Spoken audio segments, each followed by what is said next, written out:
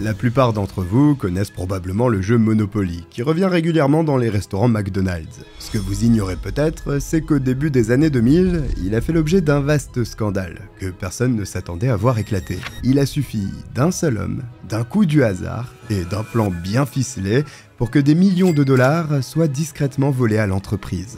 Une véritable toile d'araignée qui a même poussé le FBI à rivaliser d'ingéniosité. Aujourd'hui, on découvre ensemble comment une opération publicitaire parmi tant d'autres est devenue l'une des plus grosses arnaques de l'histoire du marketing américain.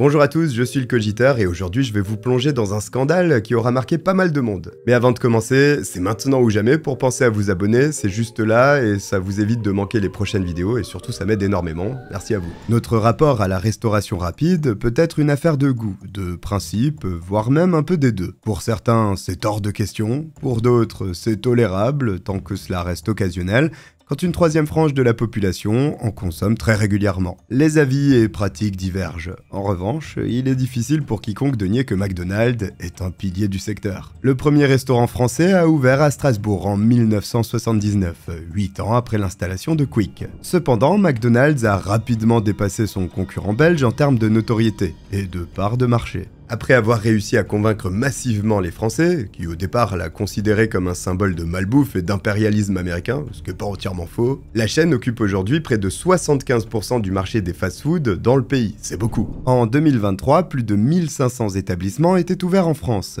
et ils servaient chaque jour quelques 1,9 million de repas. Un phénomène qui dure à l'échelle internationale, en partie grâce à une stratégie marketing particulièrement agressive. En 1987, McDonald's innove en créant un jeu promotionnel basé sur le célèbre jeu de société Monopoly. Le concept est simple. Avec chacune de leurs commandes, les clients reçoivent des vignettes, qui représentent des propriétés du jeu Monopoly. Ces vignettes offrent pour la plupart la possibilité de gagner des prix à récupérer instantanément, comme des produits gratuits. Mais juste après la création du jeu, aux États-Unis en tout cas, les clients ont aussi une chance de remporter des lots d'une valeur importante. Plus les propriétés collectées sont rares, plus les récompenses que l'on peut gagner sont intéressantes, entre maisons, bateaux, voitures et même très grosses sommes d'argent. Pour vous donner un exemple, en réunissant les deux vignettes Boardwalk et Park Place, les participants peuvent empocher 1 million de dollars. Forcément, à l'époque, le jeu est un grand succès publicitaire et on allait bouffer des Big Mac pour décrocher le million. Sauf qu'évidemment, il y avait plus de chances de décrocher une cellulite. Bon, rapidement, c'est un coup de maître qui attire des millions de clients dans les restaurants McDonald's. Ce qui booste les ventes et renforce la fidélité des consommateurs. Et au fond, il n'y a aucun problème là-dedans. Quand un concept marche,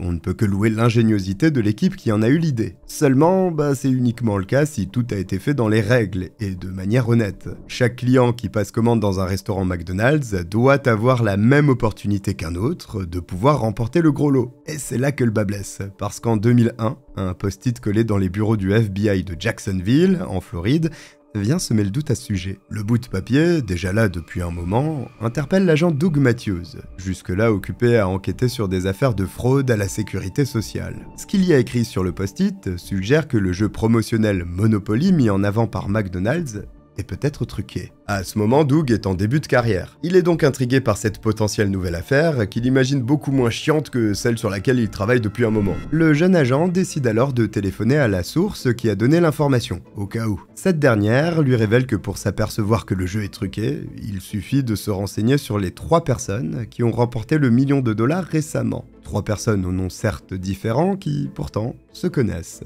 Pour finir, la source ajoute que celui qui contrôle tout ça se cache derrière le pseudonyme Oncle Jerry. Persuadé qu'il y a une chance que tout cela soit vrai, Doug en parle à Rick Dent, son équipier d'expérience, et réussit à le convaincre de s'y intéresser. Ce dernier rapporte ensuite ce qu'il sait à Mark Devereaux, un procureur fédéral adjoint. Malgré quelques réticences, l'homme demande à voir la liste des gagnants du jeu avant de prendre une décision. Ce faisant, il réalise effectivement que quelque chose semble ne pas tourner rond dans tout cela. Il remarque que quasiment tous ceux qui ont remporté des lots de grande valeur durant les dernières années ont un lien de parenté, ou sont liés d'une façon ou d'une autre. Pour vous donner un ordre d'idée, la probabilité qu'une personne gagne le plus gros prix mis en jeu n'est déjà que d'une sur 250 millions. Vous aviez beaucoup plus de chances d'être frappé par la foudre que de gagner 1 million de dollars grâce à des vignettes Monopoly distribuées par McDonald's. On peut donc affirmer que si deux individus qui se connaissent remportent le million, ça relève presque du miracle. Mais quand c'est le cas d'une multitude de gagnants, on parle de probabilité infinitésimale et de coïncidences trop grosses pour n'être dues qu'au hasard. Sachant que depuis 1987, le jeu Monopoly revient chaque année dans les restaurants McDonald's, autant vous dire que les sommes potentiellement concernées sont colossales, parce qu'en 2001, il a déjà 14 ans d'existence. Après avoir levé le voile sur tout cela, le FBI obtient le soutien du procureur et ouvre une enquête. Mais à ce moment, tous ceux qui commencent à travailler dessus sont encore bien loin de se douter de la taille de l'engrenage dans lequel ils viennent de mettre le doigt.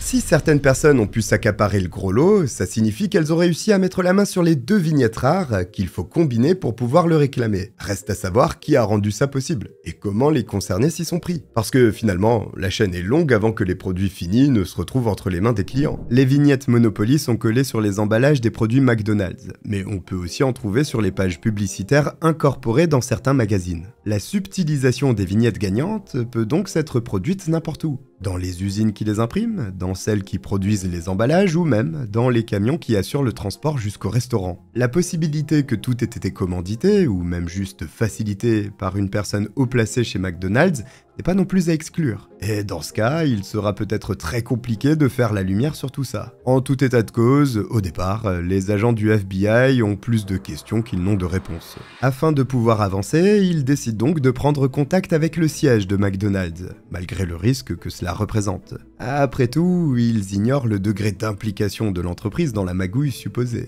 En réponse, la société envoie rapidement 3 de ses hommes dans les bureaux du FBI à Jacksonville. Et quand l'équipe leur explique tout, ils se décomposent. Ces 3 individus-là n'étaient visiblement informés de rien, et ils s'inquiètent d'ailleurs clairement de l'impact dévastateur que c'est susceptible d'avoir sur l'enseigne. Et accessoirement du fait qu'on risque de les foutre à la porte pour leur idée à la con qui fait perdre des millions. Si les clients venaient à savoir qu'ils n'avaient en réalité quasiment aucune chance de gagner le gros lot en participant au jeu, beaucoup se sentiraient lésés. Ils seraient probablement très remontés contre McDonald's et la réputation de l'entreprise s'en trouverait durablement ternie. Sans parler de ceux qui voudraient en découdre devant un juge. Ouais, on est aux États-Unis quand même. La direction de la multinationale définit alors une stratégie, en concertation avec le FBI. Le premier point, c'est que les investigations doivent être cachées à un maximum de salariés de la société, pour éviter qu'une éventuelle taupe n'apprenne leur existence. Le second point, c'est qu'il faut profiter du fait que le jeu soit à nouveau lancé prochainement pour essayer de prendre le ou les responsables de l'arnaque la main dans le sac.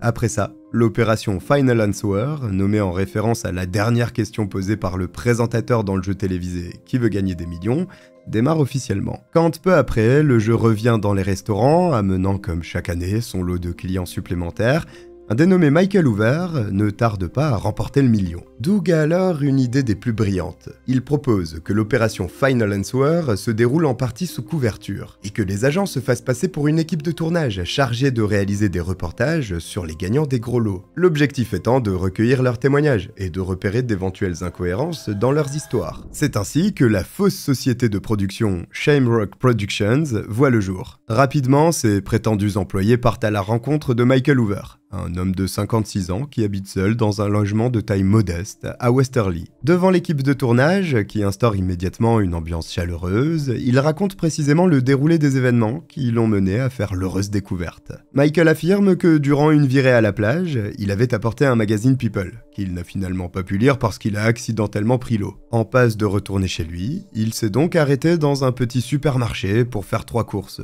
Puis en a profité pour se procurer un autre exemplaire de la revue qu'il avait dû jeter plus tôt. C'est dans ce nouveau magazine que se trouvaient les 2 vignettes gagnantes. Cette première prise se passe chez Michael. Mais l'équipe de tournage lui demande ensuite de raconter son histoire 2 fois supplémentaire. Une seconde devant le supermarché où il dit avoir acheté la revue, et une 3e, à la plage, sur laquelle il se trouvait juste avant d'y aller. L'homme reste droit dans ses bottes et donne exactement la même version 3 fois de suite. Aucune incohérence à l'horizon. Il semble au contraire être totalement en confiance. Mais justement, Ne serait-il pas trop confiant? Parce que ce que Michael ignore, c'est qu'il a été placé sur écoute par le FBI, avant même que les agents sous couverture ne viennent sonner à sa porte. Résultat, ces derniers ne ratent pas une miette des nombreux appels qu'il passe, une fois à nouveau seul chez lui. Ce qu'espèrent les enquêteurs, c'est évidemment qu'il va téléphoner au fameux oncle Jerry, cité par la source comme étant le cerveau de l'arnaque. Malheureusement, il n'en est rien. En revanche, Michael contacte un dénommé Andrew Glamb,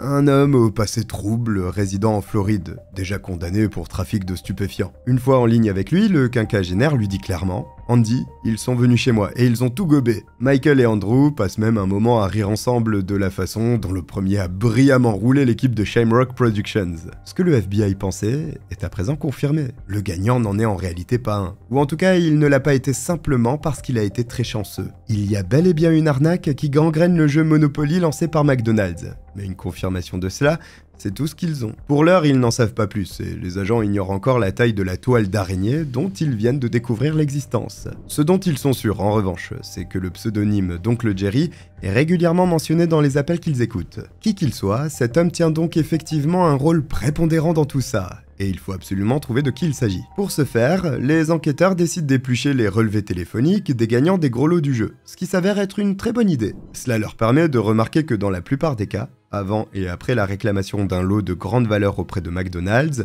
un même numéro est plusieurs fois contacté. Les bénéficiaires appellent un dénommé Jérôme Jacobson, dit Jerry, un ex-policier et père de famille de 58 ans au tempérament violent, qui a toujours été à la recherche de moyens faciles de se faire de l'argent. Une raclure, quoi. Par le plus grand des hasards, l'homme occupe le poste de chef de la sécurité chez Simon Marketing, la société prestataire qui gère l'ensemble du marketing de McDonald's. Cela inclut évidemment le jeu Monopoly, qui a d'ailleurs été créé par leurs soins, en partenariat avec l'imprimerie d'Hitler Brothers. Se pourrait-il que Jérôme Jacobson soit le fameux oncle Jerry qui se procure illégalement les vignettes gagnantes? Parce que chez Simon Marketing, c'est lui qui est chargé de la supervision de tout ce qui touche à ces vignettes. Cela dit, Jérôme est apparemment loin d'être le seul qui trempe là-dedans. Il n'est d'ailleurs même pas le seul Jerry de l'histoire. Un dénommé Gennaro Colombo, qui a le même surnom, semble être également impliqué. L'homme a gagné une Dodge Viper au jeu, quand son beau-père a, lui, remporté $1 million. Son profil est d'ailleurs beaucoup plus inquiétant que celui de l'autre Jérôme, vu que la famille Colombo est l'une des 5 familles d'origine italienne qui domine le crime organisé aux États-Unis. Gennaro est un mafieux, ce qui en dit long sur la potentielle dangerosité des criminels qui se cachent derrière cette affaire. Les investigations progressent, mais les certitudes manquent toujours, notamment parce que depuis un moment, les écoutes ne donnent plus rien. Tout le monde n'échange plus que des platitudes. Pour faire bouger les choses, Doug suggère alors une nouvelle intervention de Shamrock Productions, la fausse société de production créée par le FBI. L'agent pense qu'offrir un séjour à Las Vegas à tous les gagnants du pactole du jeu Monopoly permettrait sûrement de leur soutirer des informations, ou de les amener à se confondre face caméra. Et il a raison. Avant le départ pour la ville du péché, les futurs participants sont filmés pour raconter leur histoire, et l'attitude de certains ne manque pas de questionner. Pour ne donner qu'un exemple, William Fisher, le beau-père de Gennaro, hésite longuement avant de prononcer chaque phrase. De plus, l'homme transpire abondamment pendant son récit, comme s'il était extrêmement stressé. Tout donne l'impression qu'il a du mal à se souvenir du déroulement d'une journée supposée être mémorable, dont chaque minute devrait être gravée au fer rouge dans sa tête. Au fil des interviews, l'équipe met en place divers stratagèmes pour piéger les faux gagnants. Ainsi, quand on montre à Gloria Brown la photo d'un restaurant McDonald's, qui n'est pas celui où elle avait déclaré avoir passé la commande qui l'a rendue riche, elle s'exclame que oui, c'était bien là. Mais ces personnes, encore si promptes à mentir des années après, ont-elles réellement une vie de rêve? Visiblement, le crime ne profite pas à tout le monde, parce que vous allez voir que le quotidien de certains d'entre eux est loin d'être aussi rose que ce que les gens l'imaginent.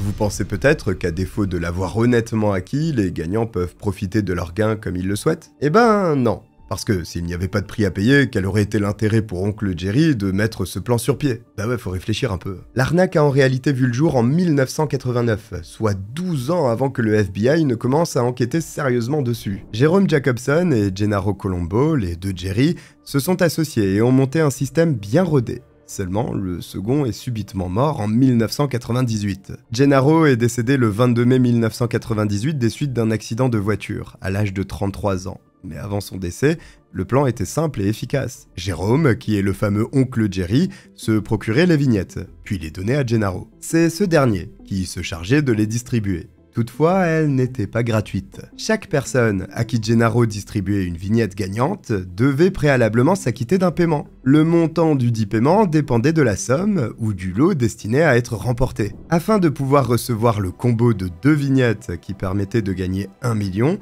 le futur gagnant devait d'abord donner 50 000 $ que se partageaient les deux Jerry. Certaines personnes ont dû faire de gros sacrifices pour arriver à verser cet argent, à l'image de Gloria Brown, qui a dû hypothéquer sa maison, le seul bien de valeur qu'elle possédait. Mais là, vous vous dites peut-être que c'est pas grave, parce qu'une fois qu'elle a eu le million offert par McDonald's, ça a probablement réglé tous ses problèmes. Eh ben même pas, parce qu'en réalité, quand il s'agit d'une somme aussi importante, l'enseigne ne verse pas tout d'un coup. Gestion de trésorerie oblige. Dans le cas de Gloria, il en allait d'un versement annuel de 50 000 $ pendant 20 ans. Mais chaque année, Gennaro passait récupérer la moitié de ses gains. Après cela, il ne restait donc plus à la mère de famille célibataire que 25 000 $.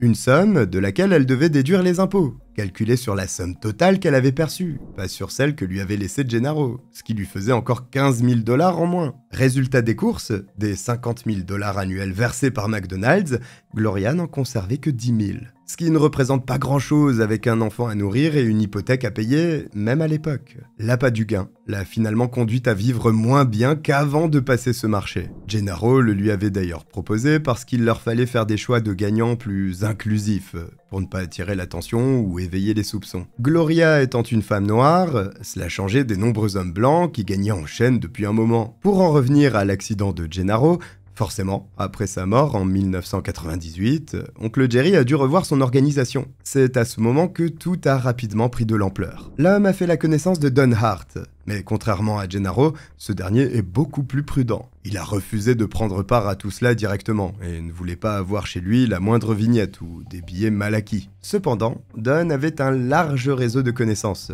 que ce genre de choses ne dérangeait pas le moins du monde. Il a donc commencé à recruter des gens à qui il a délégué à la fois le stockage de l'argent sale et des vignettes, ainsi que leur distribution à la façon d'une pyramide de Ponzi. C'est l'enquête du FBI menée en 2001 qui permet de lever le voile sur l'identité du premier homme à être devenu le maillon de cette nouvelle chaîne. Le fameux Andrew Glamb, ex-trafiquant de drogue qui se moquait des agents sous couverture avec Michael Hoover au téléphone. Le second est un dénommé Noah Baker, que tout le monde appelle Dwight, qui a accepté notamment parce qu'il avait de gros problèmes financiers. Pour se faire de l'argent rapidement au départ, l'homme a multiplié les dons de vignettes gagnantes à ses connaissances. Il en a donné une à son fils adoptif, George Chandler, une deuxième à Ronald Hughie, l'un de ses amis proches, et enfin une troisième à Brenda Fennis, sa belle-sœur. Les personnes à qui ont été confiées les vignettes sont pour certaines peu fiables, ce qui crée d'ailleurs une opportunité en or pour le FBI au cours de l'année 2001. La vignette que Dwight a donnée à Brenda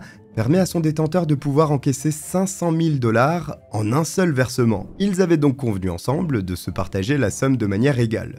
Seulement, quand elle perçoit l'argent, tout ne se déroule pas selon le plan établi. Dwight s'aperçoit très vite que Brenda a purement et simplement décidé de prendre la fuite avec l'intégralité des gains. Et il sait que cet imprévu ne va pas plaire du tout à Oncle Jerry. L'homme en panique en parle donc à son épouse, Linda, en espérant qu'elle puisse raisonner sa sœur, qui est déjà à l'aéroport d'Indianapolis. En route pour aller la rejoindre, Dwight et sa femme téléphonent à Brenda, offrant au FBI, qui les a tous placés sur écoute, une conversation riche en preuves incriminantes. Mais ce n'est pas tout. Durant toute la durée de leur trajet, le couple ne raccroche à aucun moment, ce qui permet aux agents de pouvoir les tracer en temps réel. Cependant, plus les minutes passent et plus ils s'inquiètent de ce qui est susceptible d'arriver à Brenda. Parce qu'au téléphone, Dwight apparaît menaçant. L'homme étant très en colère d'avoir été trahi, les agents du FBI sont pris en étau. Ils savent que s'ils se voient obligés de demander une intervention pour empêcher une escalade physique du conflit, toute l'enquête risque d'être compromise. Par chance, ils n'ont pas à le faire, parce que le problème se résout de manière pacifique. Dwight, toujours accompagné de sa femme, emmène juste Brenda à la banque, pour qu'elle lui restitue sa part du gain. Suite à cet événement, l'attention du FBI est plus que jamais portée sur l'homme qui semble préparer quelque chose. Le nombre grandissant d'appels qu'il passe à Oncle Jerry en est la preuve. Et c'est finalement une conversation entendue au cours de l'été 2001 qui va mettre le feu aux poudres. Les autorités apprennent par ce biais que les associés sont supposés se voir pour que Dwight récupère des vignettes gagnantes, quelque part en Géorgie. Au moment où ils se contactent, ils sont à 1 heure du point de rendez-vous. Mais les enquêteurs ignorent où ce dernier se trouve exactement. Ils doivent donc se contenter de bribes de renseignements glanés au cours de la discussion des deux hommes, pour définir un périmètre de recherche. Grâce à ça, ils finissent par déduire que Dwight et oncle Jerry sont sur le point de se rencontrer dans un endroit situé le long de l'Interstate 85, près d'Atlanta. Le FBI de Jacksonville demande alors de l'aide aux agents qui couvrent normalement cette zone. Et la mobilisation est massive, vu qu'il y a même un soutien aérien. Finalement, Dwight et oncle Jerry sont repérés en pleine conversation dans une voiture, stationnée sur le parking du Château Ellen Winery and Resort, situé à Braselton. Un golf et hôtel de luxe situé à mi-chemin entre leurs deux lieux de résidence. Postés un peu partout, les enquêteurs observent et filment toute la scène, mais ne bougent pas, laissant les deux hommes repartir chacun de leur côté. Sur les images qu'ils viennent d'enregistrer, on peut clairement voir oncle Jerry donner une pochette à Dwight. À ce moment, ils ont, sans le savoir, scellé leur sort. Le FBI a enfin recueilli assez de preuves pour pouvoir demander l'arrestation d'au moins 8 des personnes impliquées. Le 21 août 2001, une opération coordonnée est menée par diverses agences fédérales à travers le pays. Jerome Jacobson, Dwight et Linda Baker,